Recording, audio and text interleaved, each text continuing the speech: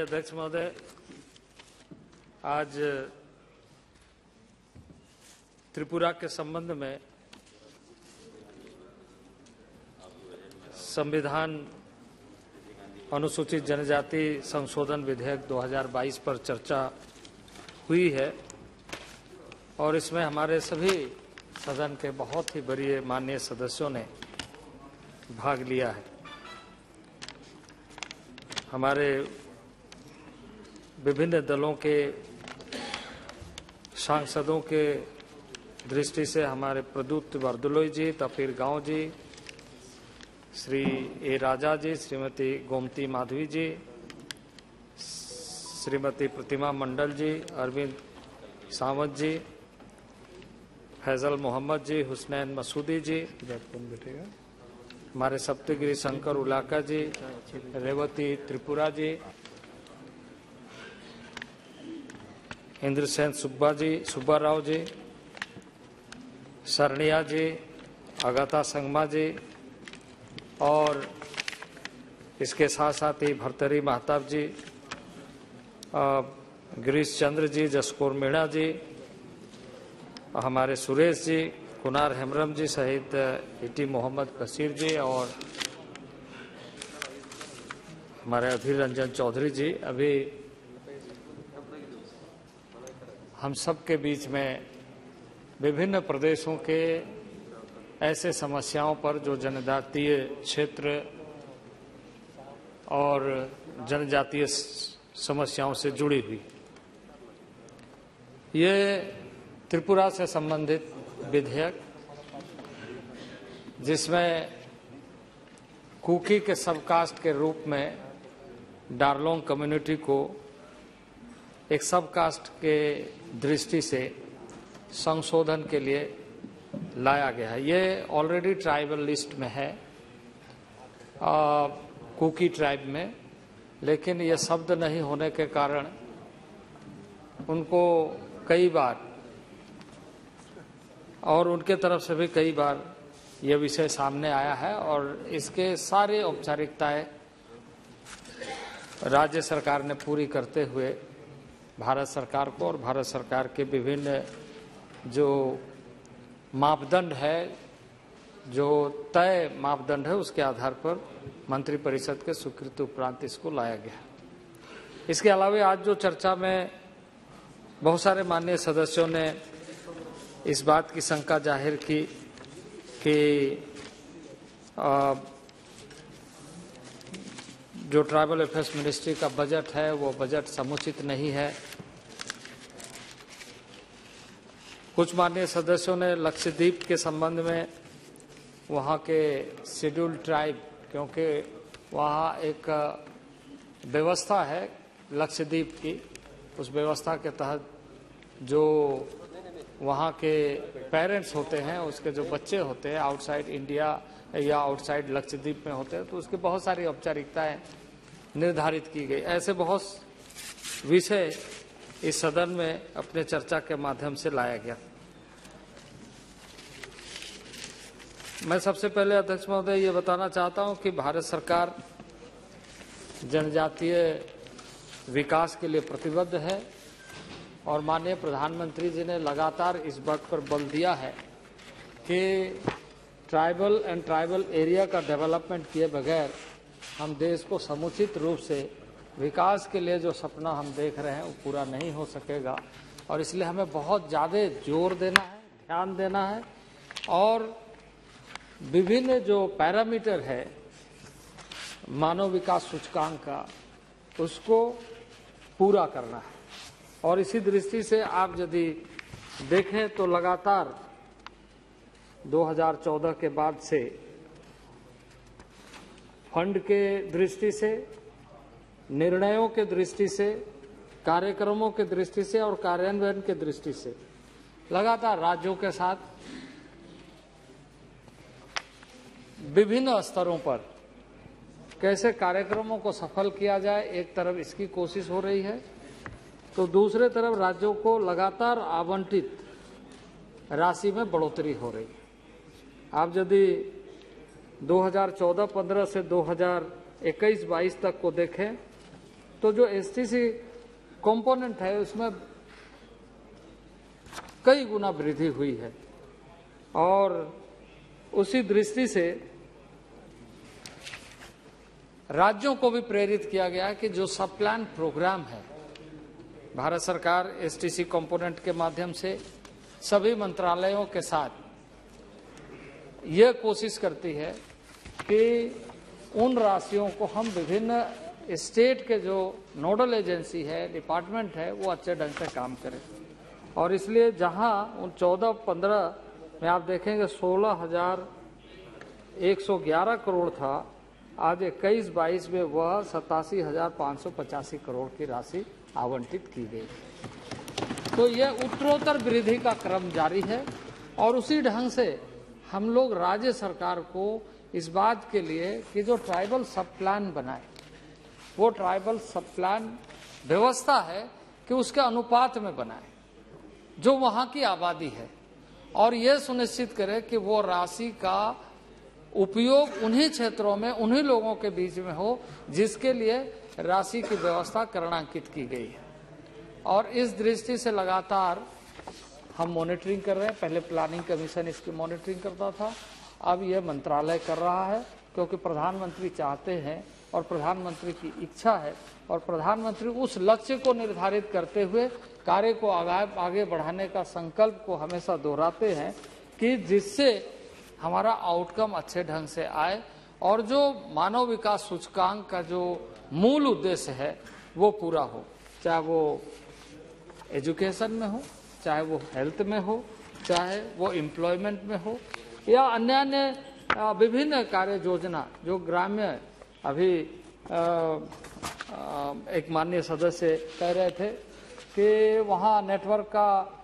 स्थिति अच्छी नहीं है और आप डेवलपमेंट प्रोग्राम की बात कर रहे हैं। मैं आपको इस सदन में बताना चाहता हूँ कि पिछले दिनों आईटी मिनिस्ट्री ने एक इनिशिएटिव लिया है और उसकी सूची है हमारे पास में कि एस्पिरेशनल डिस्ट्रिक्ट के माध्यम से एक नया कार्य योजना तैयार किया गया है। और उस कार्य योजना में यह सुनिश्चित करने के लिए कहा गया है कि सभी गांव में ब्रॉडबैंड और 4G कैसे पहुंचे, और लगभग 7,000 करोड़ की व्यवस्था उसके लिए अलग से की गई है एसटी कंपोनेंट के अंदर में। गांव को उसका अंत्योदय डेटा लिया गया कि किस गांव में किस चीज की कमी है और उसको कैसे पूरा किया जाए। इसी तरीके से इस अमृत महोत्सव जब हम मना रहे हैं, अमृत काल मना रहे हैं, तो हम लोगों ने एक कार्य योजना बनाया है आदि आदर्श ग्राम योजना का, जिसमें लक्ष्य रखा है कि जिस गांव को हम आदि आदर्श ग्राम के माध्यम से जो गैप्स है, और उन गांवों को हम लोगों ने इसमें सेलेक्ट किया है जिन गांवों की आबादी अधिक भी है और जहां गैप्स ज्यादा है, जहां सुविधाएं कम है, उसको हम सैचुरेटेड मोड में कैसे लेकर के आए कि उस गांव की सारी समस्याओं का समाधान करते हुए मानव प्रबंधन बेहतर ढंग से हो सके और शिक्षा और स्वास्थ्य का गैप भी ना रहे, आधारभूत संरचनाओं का भी उसमें कमी न हो। तो इस तरीके से आदि आदर्श ग्राम योजना के माध्यम से इस अमृत काल में हम लोगों ने संकल्प लिया है कि 36,000 गाँव को हमने उसमें सम्मिलित करके इस बार 7,500 गांव के लिए हम लोगों ने राशि भी आवंटित कर दिया है कि उन गांवों को चयन करने के बाद राज्य सरकार के साथ मिलकर, क्योंकि भारत सरकार के विभिन्न मंत्रालयों के माध्यम से राशि आवंटित की जा रही है। रूरल डेवलपमेंट की कई योजनाएं हैं जिसमें यदि किसी गांव में प्रधानमंत्री आवास की आवश्यकता है तो पूर्ण रूप से उस आदि आदर्श ग्राम योजना के तहत सारे गांव के जो भी पात्रता रखने वाले लोग हैं उसको पूर्ण रूप से प्रधानमंत्री आवास योजना मिलेगा, पूर्ण हो जाए, ताकि वहां का डिमांड खत्म हो। उसी तरीके से जल शक्ति मंत्रालय के माध्यम से यह सुनिश्चित किया जा रहा है कि वहां पेयजल की व्यवस्था, जो माननीय प्रधानमंत्री का संकल्प है हर घर नल का जल पहुंचे, उस योजना के माध्यम से हर घर को, क्योंकि अधिकतर ट्राइबल एरिया में जो बीमारियां होती है वो जल के कारण होती है, तो शुद्ध पेयजल लक्ष्य के साथ पहुंचाने का कार्य प्रारंभ किया गया है। तो इस तरीके से हेल्थ के अभी एक विषय आया था जिसमें हमने जिक्र भी किया कि जो ट्राइबल एरिया है वहाँ कुछ अनुवांशिक इस तरह की समस्या है, जिसको लेकर प्रधानमंत्री स्वयं विभिन्न स्थानों में चर्चा भी किया है। सारे साइंटिस्टों से उन्होंने बातचीत किया है। ICMR के साथ हम लगातार संपर्क है। देश के हेमाटोलॉजिस्ट है, उनके कॉन्फ्रेंस लगातार हम करते हैं, उन लोगों से बातचीत करते हैं। और ICMR को हमने इस बार हेल्थ मिनिस्ट्री के साथ मिल करके अलग से रिसर्च का राशि भी आवंटित किया है। इस तरीके से हेल्थ इश्यूज को कैसे एड्रेस किया जाए, ये भारत सरकार की और ट्राइबल अफेयर्स मिनिस्ट्री की प्राथमिकता में से है।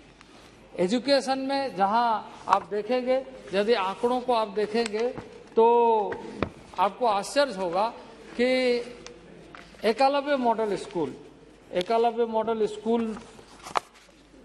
जब आप 2014 के आंकड़ों को देखेंगे और अभी का आंकड़ों को देखेंगे तो आपको स्वतः स्पष्ट होगा कि उसमें कितना गैप। पहले एकलव्य मॉडल स्कूल के लिए मात्र 278 करोड़ का बजट प्रोविजन होता था, अभी उसको संचालित करने के लिए 1418 करोड़ रुपया हम आवंटित करते हैं। इसी तरीके से 2014 में जो हमारा स्कूल की संख्या थी उसके तुलना में इस बार स्कूल डबल संख्या हो गई। पहले हमारी संख्या लगभग 160 थी, वह 365 से अधिक स्कूल की संख्या संचालित जो प्रारंभ की गई है। और ये पूरा होने के बाद लगभग 700 से अधिक विद्यालय